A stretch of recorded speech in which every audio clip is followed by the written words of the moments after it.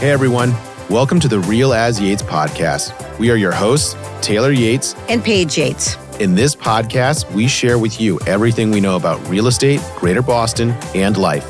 And in case you're wondering, yes, we are in fact related. We are a top producing mother-son real estate agent team where we lead, surprise, the Yates team. Okay, T. So how's your week going? I'm doing great.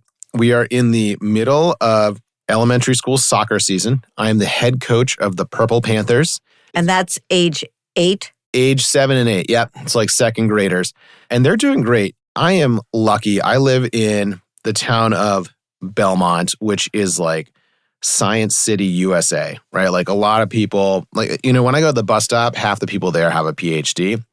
I'm working with some really smart kids and some really dedicated parents, so I can teach them things that I didn't think would have been age appropriate, like things about how do you think about where you should be on the field, like in a strategic way. Like, what do you do when you don't have the ball? Do you just stand around? Like, do you park yourself in a certain spot, or do you run to a different spot? And there's a lot of critical thinking that goes into that, and the kids are so capable, and I've been very pleasantly surprised by that. And we've done really well. The coaches come to me and say wow, Taylor, your kids really shut down the field. And I'm like, good, we've been working on that. So I love investing in kids. I love investing in my own kids. I love investing in kids in my community. I'm a soccer coach. I'm a Sunday school teacher. I'm a Cub Scout den leader. I love doing this kind of stuff. So it's very rewarding. Do you have the next David Beckham on your team? No.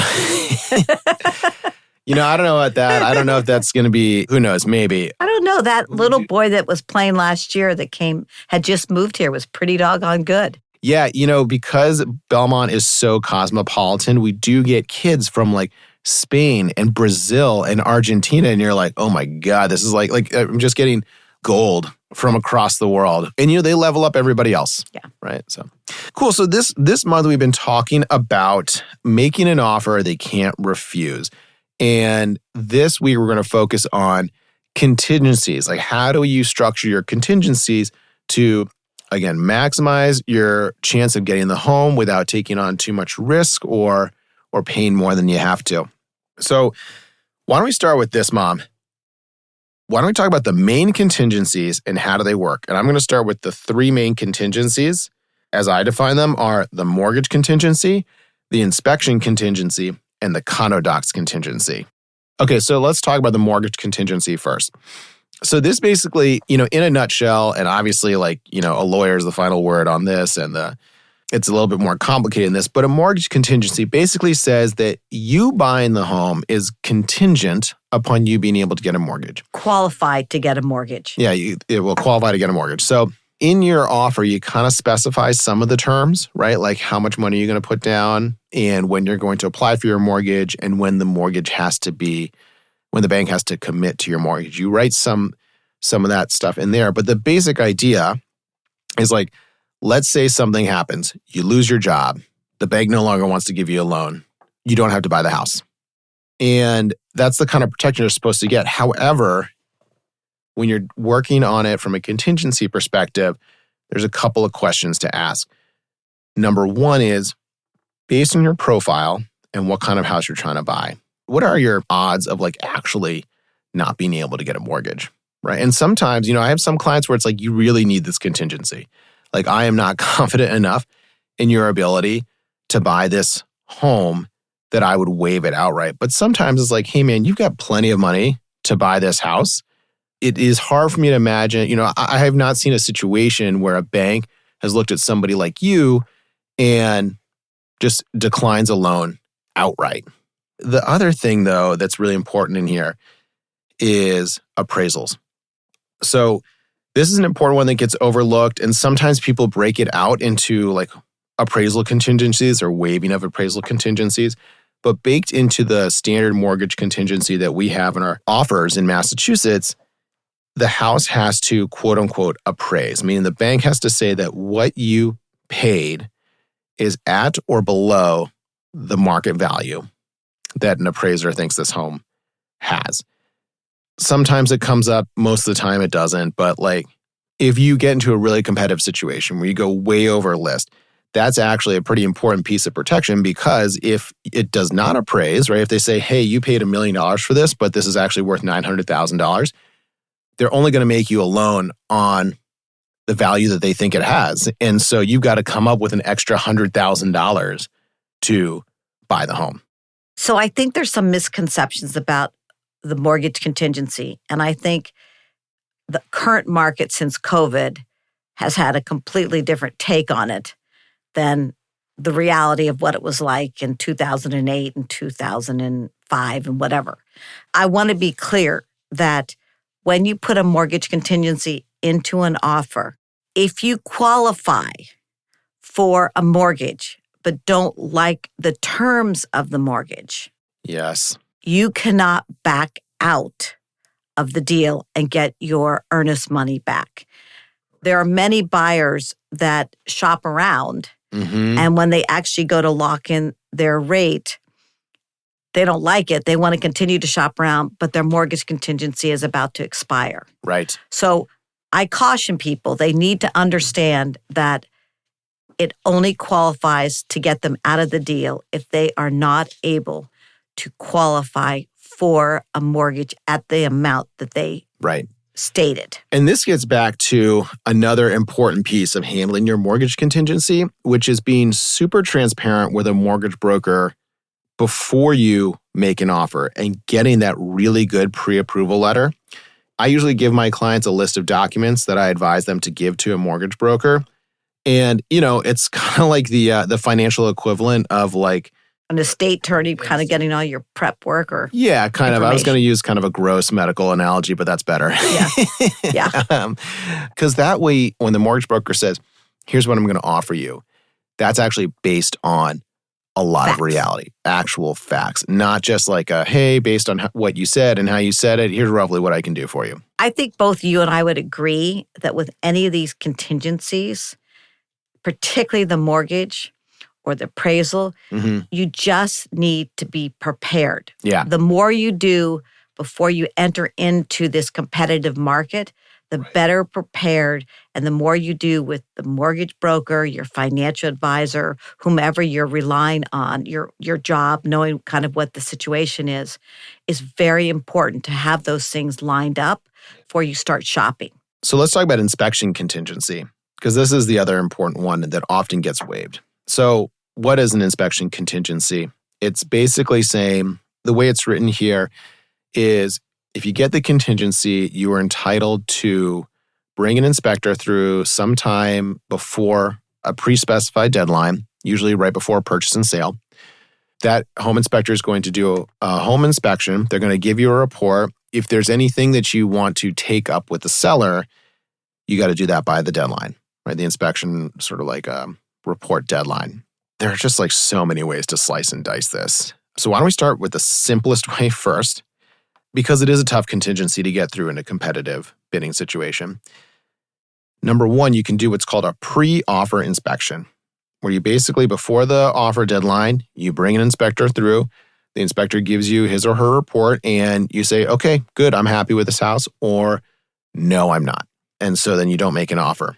The downside of that is you could do an inspection, you could make your offer, and you could not get your offer accepted. And then you've got an inspection on a house that you don't even own, right? And you just paid for it. But in fairness, T, I would say to you that if someone's really fallen in love with a house and are going to push their limit to get it, pre-inspections are short money in comparison to the big picture. So I don't think it's a pattern that you should be doing every weekend. Right. And shelling out $500 or $800, whatever it is that you shell out to have an inspection. Right. But I think if you get to one that really is important to you and you're somewhat, it's an older house. Yeah. It's had older owners, so you don't even know what's been done. Right. You don't have a list of the updates. Right. You don't know when the roof was done, when the boiler was done. So all of a sudden, some of those big ticket items, you can't really find out the background of those without getting a professional in.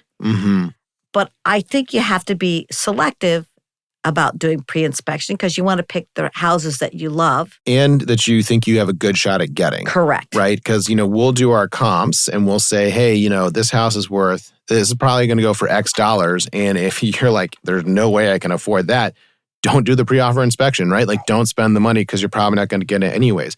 You can still make the offer, right? Sometimes you just get lucky or somebody, just like falls in love with you as a buyer. Or in fairness, sometimes I've had situations where I've actually gone to the third offer. Yeah. Because the first two, one was accepted, then someone backed out. The second one, they'd already gone off and bought another house. Right. And all of a sudden, the number 3 position is in the number one position. Yeah. So, if you don't try, you have no shot at all. Yeah, I agree. So it's just, with those pre-offer inspections, you just got to think about it because it is money out the door. Yeah. I want to talk about condo docs for a second. So this is actually the simplest one because you can pretty much always get it through because it is super, it's minimal risk to anybody. So what a condo docs contingency is like, hey, you get a chance to review all the condo docs, the master deed, the rules and regulations, the financials. If you want, you can even look at the condo association minutes. And I have never had a problem getting that accepted by a seller. And I actually don't know why. Like, even things went like crazy downtown right before the pandemic. Like, people would still just accept this contingency. But, I think it's a must, right? Because you don't want to get into a bad situation. Well, for instance, if you have a dog and you haven't read the condo docs and they say no dogs allowed, right, you can't make an offer. Right. So that's a big deal. Or another, I'm using dog because it's easy, but they have a rule that dogs have to be 40 pounds. Right. And you have a, 80-pound dog. Right. So I always put subject to satisfactory review of the condo docs, and nobody is bothered by that. Yeah, and maybe it's just because it's too much work on the seller side to field all those questions ahead of time. Correct. Right, so they're just like, hey, it's probably going to be fine. I'll just accept this contingency, give them all the docs, and then it's their problem, right? Cool. Any other to be mindful of? And I actually have kind of like 2 that commonly come up. It's radon contingencies and pest contingencies. Usually I waive the radon contingency, not because it is a unserious problem, but because it's very cheap to fix. A radon system is like, $1,200 to $1,500 in this state. If that's the amount of money you got to put into your home, like, you just won the lottery. So just take it. So waive that contingency, do the test when you buy the home, and then, if you need one, you add it yourself. And just in fairness, you can do a radon test prior to buying a house. Right. And the following winter, the radon levels go up and you have radon. Right. So it is a gas that moves. Yes. So you should, as a homeowner, occasionally retest it because you never know. I got to go retest my radon levels. Pest contingencies, they usually cover stuff like, animals, bugs, and mold. I have found that generally the problems that people actually care about from pests are the ones that show up in a home inspection. So like, even though I didn't have a pest contingency, I've backed out of a deal because the termites did so much damage to the house that we're just like, hey, we can't sign up for this. Or that the mold problem was so bad that it was, a threat to health and safety in the house. People don't really care about like, oh, there's like mice. Mice, yeah. I mean, if you live out in like Lincoln or Weston, like, you just have mice. Like, if you might not see them, but you have them because you're out in the woods. And so that's what they do. They look for cozy, warm places to sleep. So I had one at my house in Weston. Yeah. And I gingerly picked it up. I found it. I walked it to the very back of my property, which was like a half acre out, put it into the woods, and I put it in a bin. Yeah. I watched the mouse turn around and run directly back to the house. And then you're like, okay. He was at the house before I was.